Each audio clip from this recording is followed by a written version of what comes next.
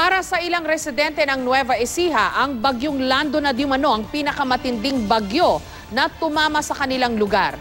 Ilan sa pinakaapektado ang mga magsasakang hindi ngayon malaman kung saan huhugot ng puhunan para sa mga nasira nilang sakahan. Live mula sa Cabanatuan City, may report si Jay Sabale. Jay? Jessica, matapos nga ang isinagawang clearing operations ng mga tiga-DPWH, sa kauna-unahang pagkakataon ay nakapasok na rin ang mga sasakyan papasok ng Gabaldon. Pinaghalong malalaking bato, lupa at rumaragas ang tubig mula sa bundok ang umararo sa mga kabahayan sa bayan ng Gabaldon dito sa Nueva Ecija. Ang buong mag-anak nga ni Pedro Gonzales, muntika na raw tangayin ng nangangalit na agos ng tubig. Napakasakit pong nangyari po sa amin dito sa Barangay Calabasa. Yun lang po hindi ko po matanggap dito sa Calabasa. Kaya minsan po pinipilo po sarili ko pero hindi ko po magawang umiyak kasi naglalaban ko lang po yung talagang nangyari po sa amin.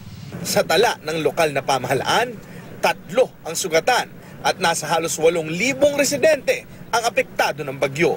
Maluha-luha naman ang mga batang ito sa Cabanatuan City matapos lamunin ng baha ang kanilang bahay at gamit pang eskwela. Para po makapag-aaral po ulit sa may eskwelahan po. Ikaw, papasok ka? Hindi po. Hindi ka makakapasok, bakit? Wala po notebook. Umupa na nga ang baha, pero babad naman sa putik ang mga gamit ng mga residente. Wala pa ring supply ng tubig kaya pinagtitiisan ng mga residente ang natirang tubig mula sa baha para panglinis. Kung ang iba ay may mga gamit at bahay na malilinis, ang pamilya ni Jocelyn Asuncion wala nang mapakinabangan sa ari-ariang winasak ng bagyong Lando. Pero laking pasasalamat niyang nabuhay ang 8 anak. Talaga pong sabi ko sa kanya, Papa, wag mo, kahit wala na tayong matangkas, basta ako yung anak natin, maiyahon natin. Kaya po siya, ang ginawa po niya, hinawakan na po niya ako, halika ikaw mamatala na.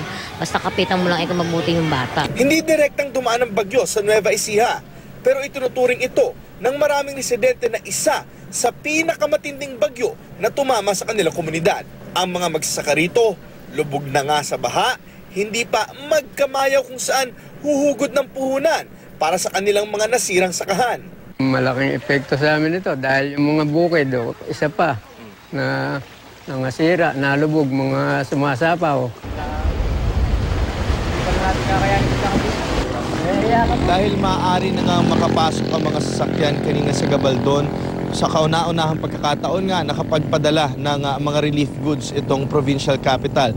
Pero ayon sa mga nakausap natin, nangangailangan pa rin sila ng mga pagkain, tubig at para naman sa ating mga indigenous people doon na dumagat, kailangan nila ng mga binhi. Jessica? Jay, yung baha na nanggaling dyan sa Nueva Ecija, parang umagos na towards Bulacan and Pampanga kasi biglang umakyat yung baha sa ilang parte ng Bulacan. So ibig sabihin, dapat bumaba na rin yung level ng baha ngayon dyan sa Nueva Ecija, di ba? Tama yon, Jessica. No, unti-unti na nga bumababa yung level ng tubig dito sa Nueva Ecija dahil nga catch basin na tinatawag itong lugar ng Pampanga. Partikular itong Candaba, doon na nga papunta ang tubig. Jessica? Okay, so umiigi na ang panahon na yung mga kababayan natin dyan, unti-unting nakakabangon na, naikukumpuni na nila yung mga nasira nilang mga bahayan. Ang problema talaga dyan ngayon, yung sakahan, ano? Kasi dyan maraming production ng rice, pero I suppose dahil hindi pa naaani karamihan, bagsak talaga ang harvest o kung meron man, o production ng palay. So far, so good na nga yung weather dito. Hindi naman na tayo nakakaranas ng malalakas na pag-uulan o kaya yung hangin. Pero tama kayo, Jessica, no? Malaki nga yung naging damage sa agriculture.